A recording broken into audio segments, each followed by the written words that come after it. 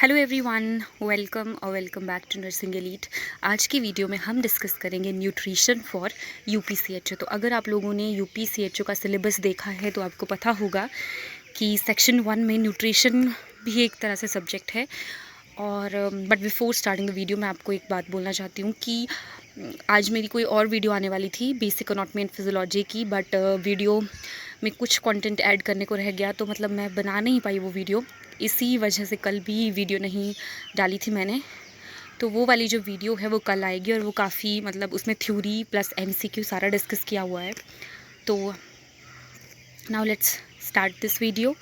सबसे पहला point, the nutrient which is essential for body building and repair and maintenance of body tissues is protein. तो हमेशा याद रखिएगा कि अगर हमसे ये बोला जाए रिपेयर एंड मेंटेनेंस कौन करता है बॉडी टिश्यूज़ की, या फिर बॉडी बिल्डिंग में कौन हेल्प करता है, दैट इज़ प्रोटीन। और अगर हमसे पूछा जाए एनर्जी यील्डिंग न्यूट्रिएंट कौन सा है, तो वो है carbohydrates.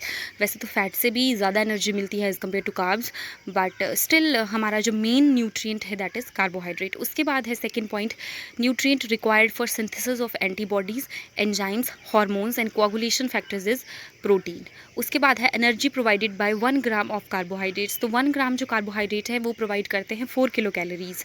Energy provided by 1 gram protein वो करती है provide 4 kilo calories, again same करती हैं दोनों। और energy provided by 1 gram fat वो करती है 9 किलो कैलोरीज।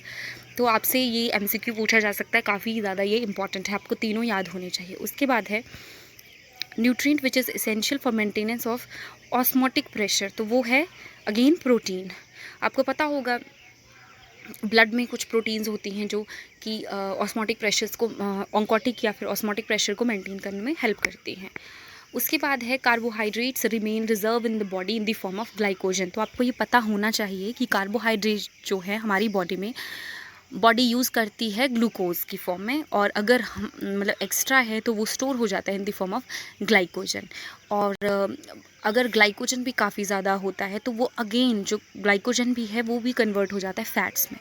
तो इस तरह की एक साइकिल है जो आप बायोकेमिस्ट्री में पढ़ते हैं।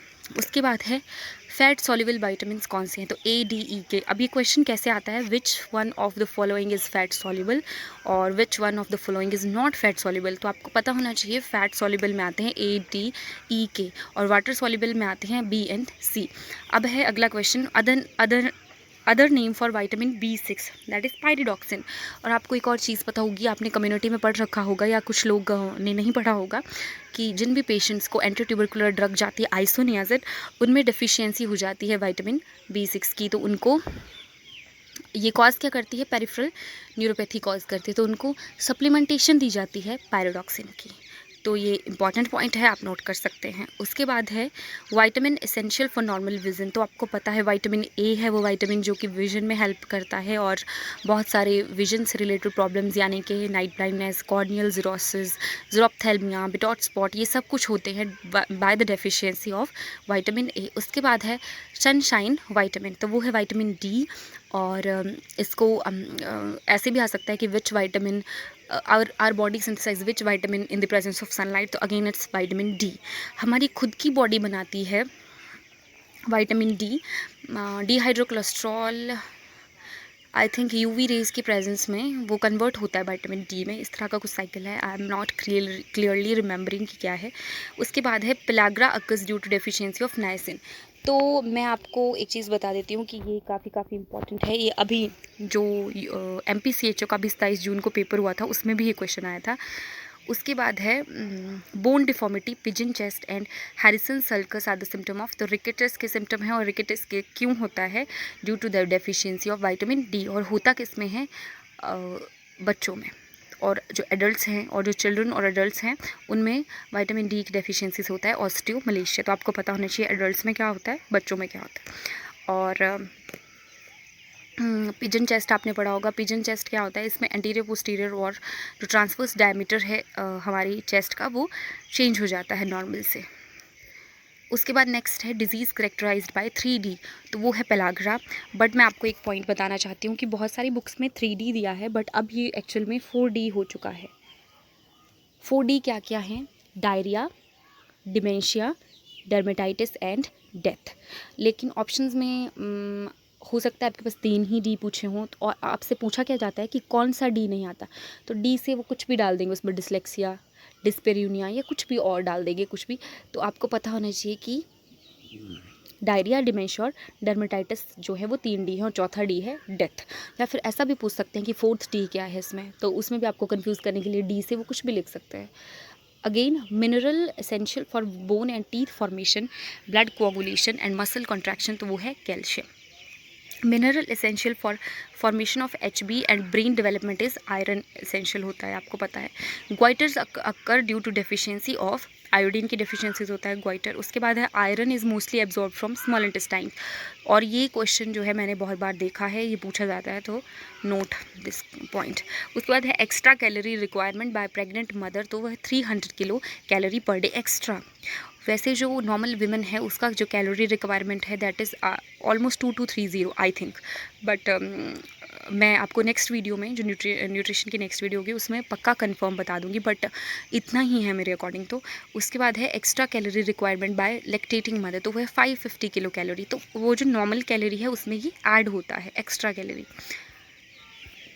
उसके बाद है BMI को कैलकुलेट करने का करेक्ट फॉर्मूला, तो BMI को कैलकुलेट करने का जो करेक्ट फॉर्मूला है वो है weight in kg upon height in metre squares. Actually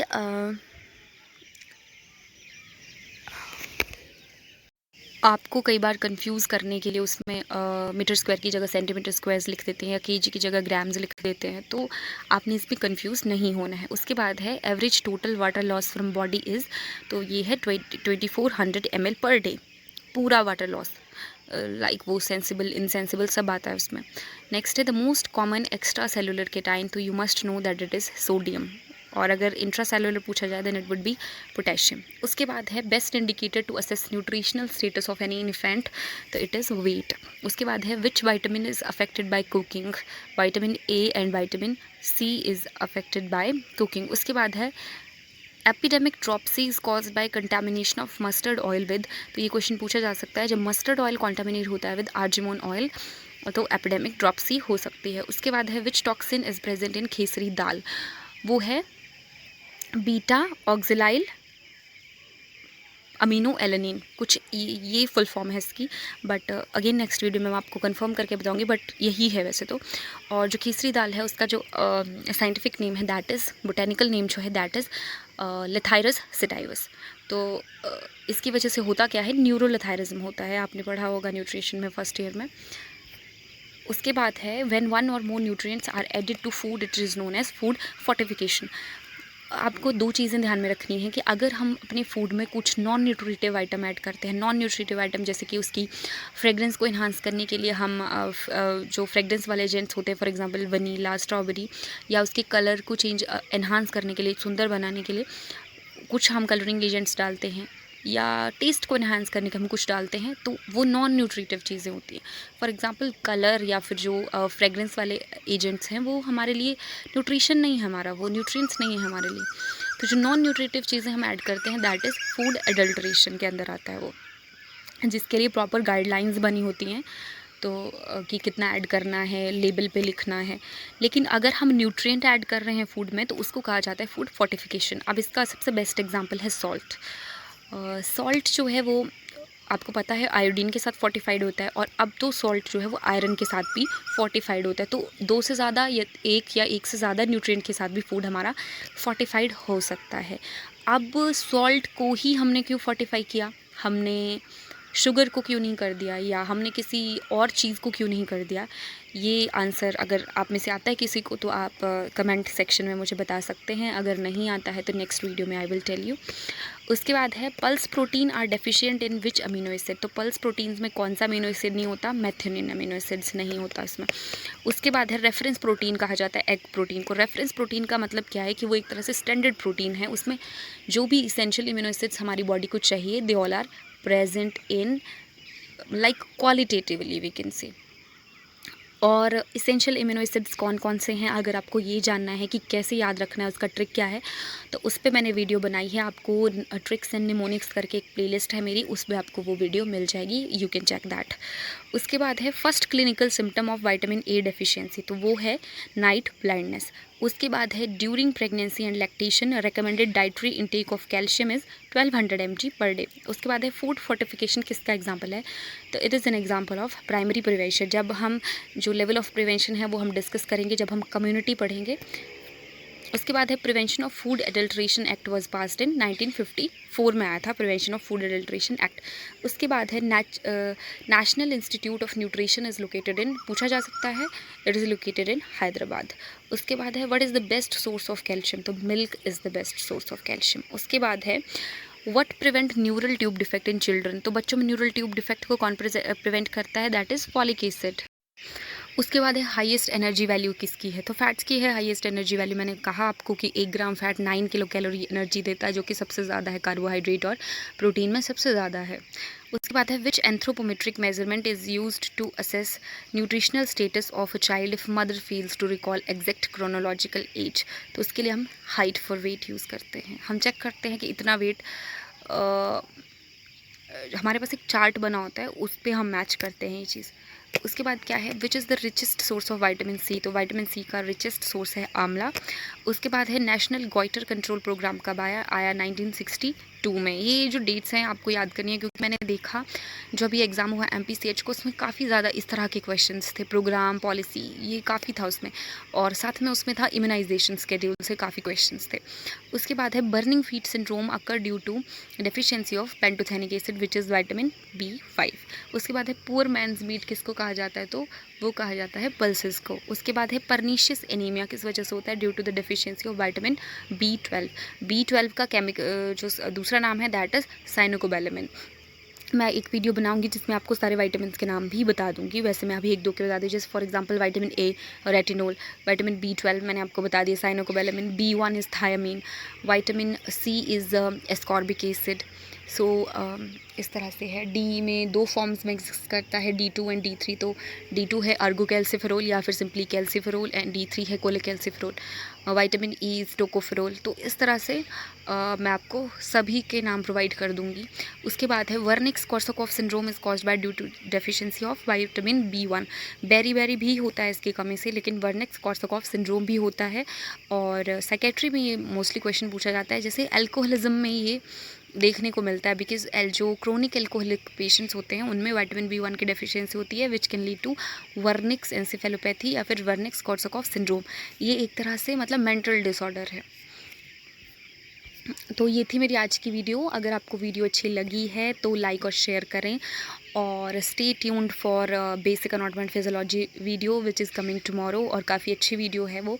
तो थैंक यू सो मच।